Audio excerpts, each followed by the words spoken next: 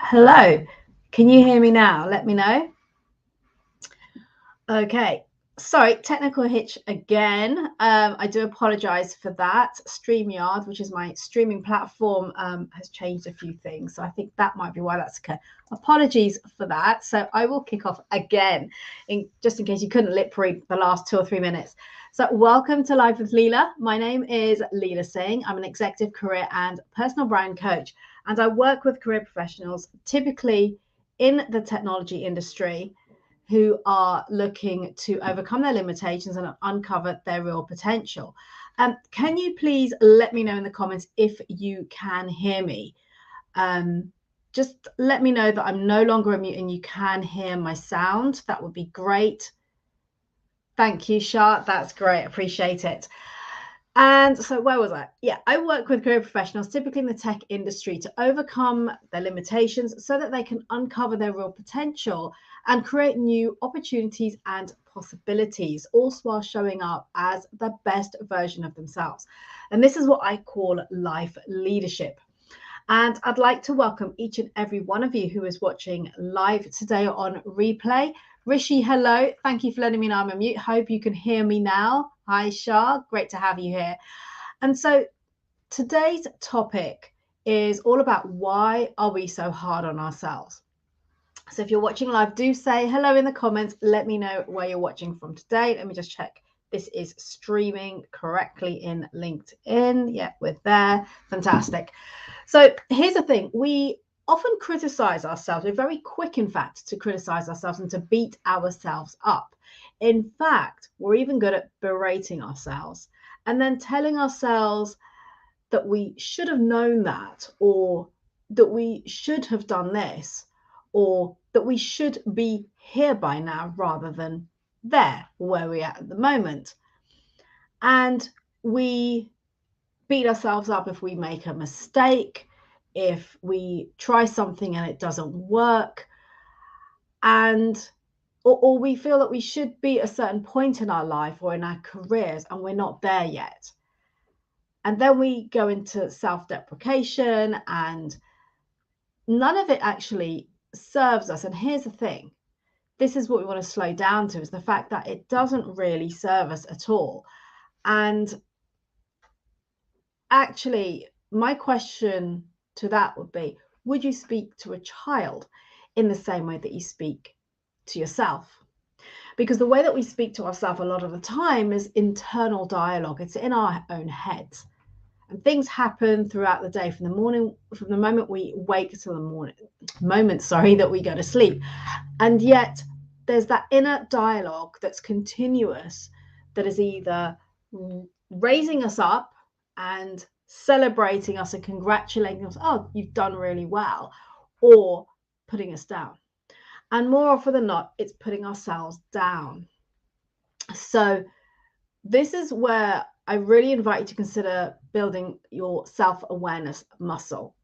And you may have heard me talk about this before, and it's so, so important, because often human beings spend a lot of their time living their life unconsciously. So they're not really aware of actually some of what they're doing and the implications of what they're doing, particularly on themselves.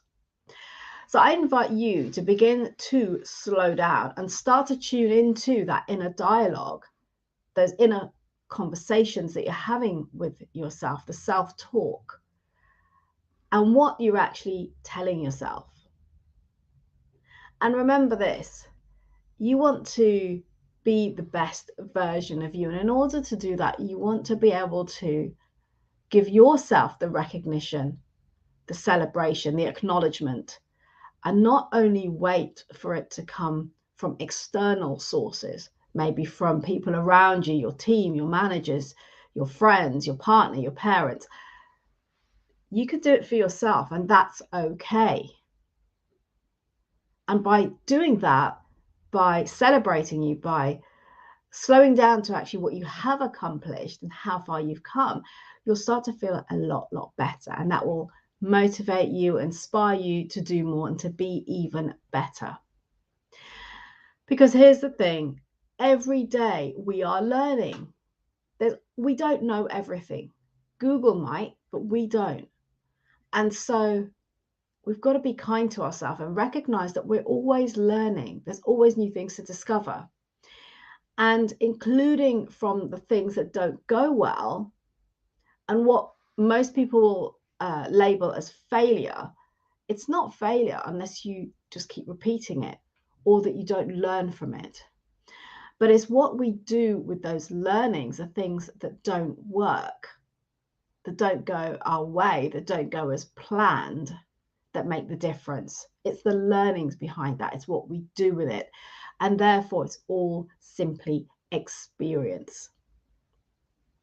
And it's experience of things that go well and experiences that we can take away learnings from. Ultimately, it's all about how we choose to look at things, our perspective, our lens of the world. And are we looking for the good in something? Are we looking for the learnings? Or are we choosing to simply be self-critical and to beat ourselves up and to tell ourselves that we're not good enough or we're not ready, and basically limit ourselves from moving forward and from progressing in our life? And the other side of that is that how often do we slow down to really reflect and look at how far we've actually come?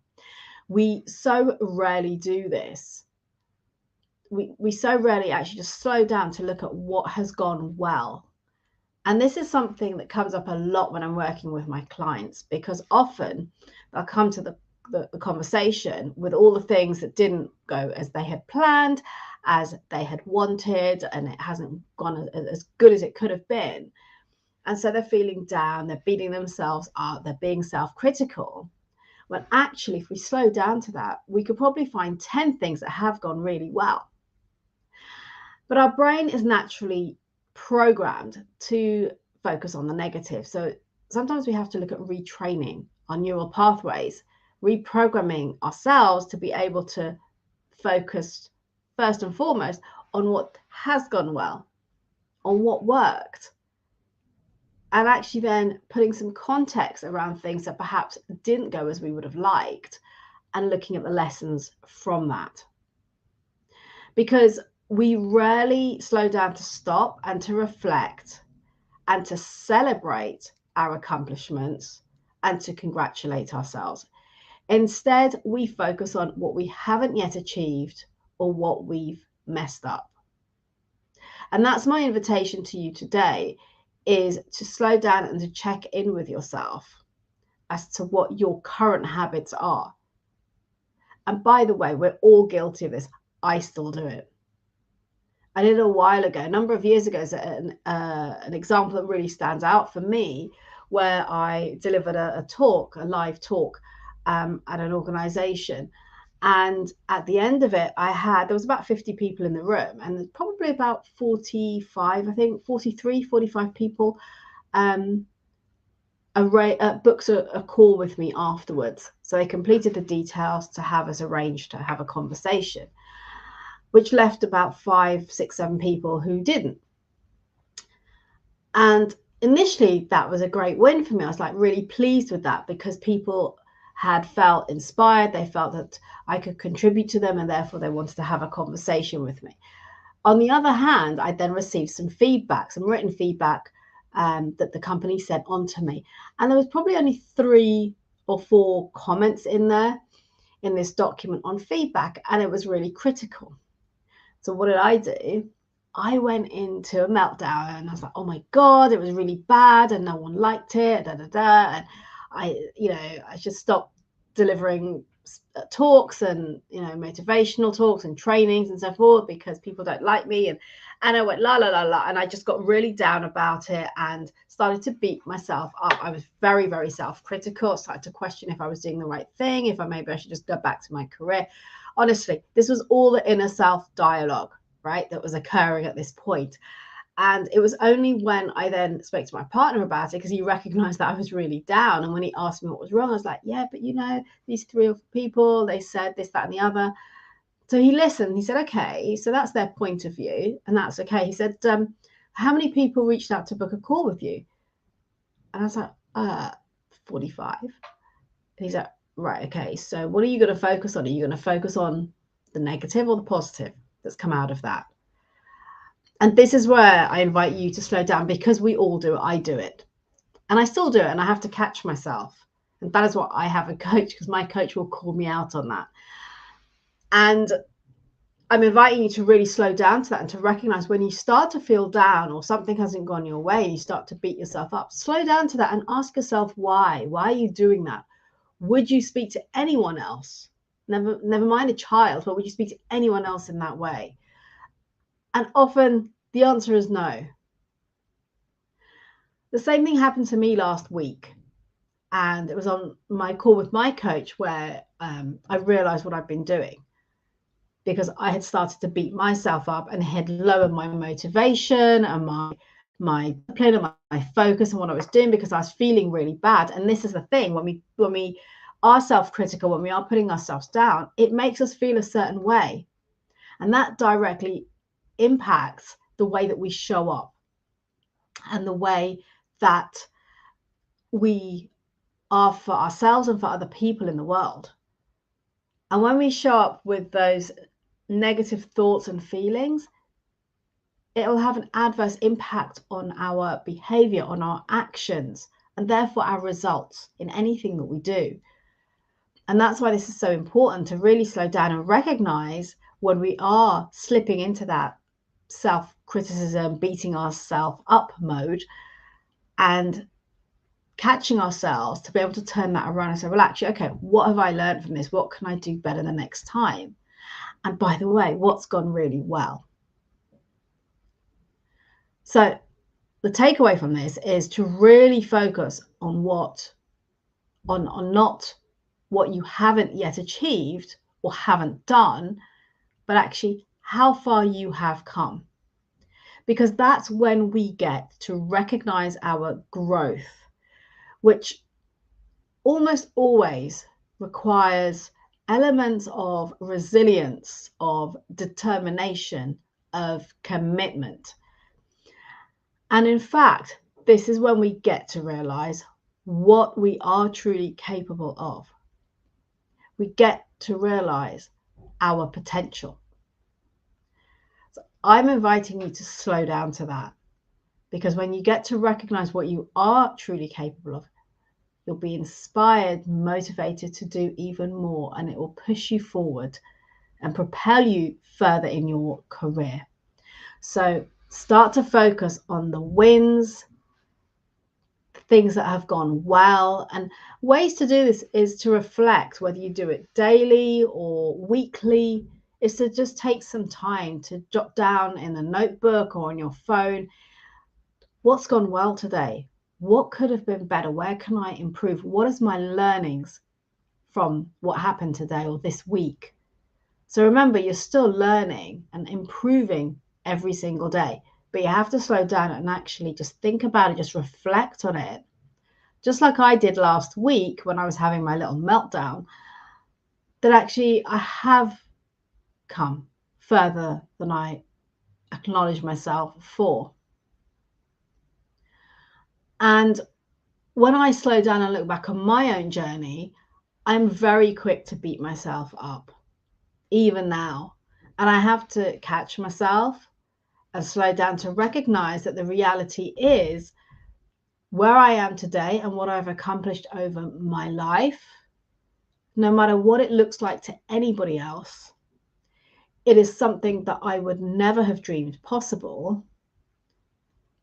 And there have been significant personal accomplishments along the way.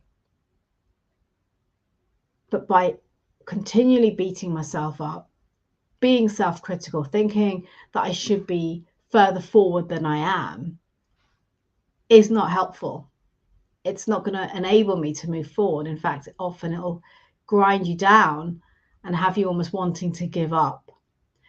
So it's really, really important to slow down to your inner self-talk.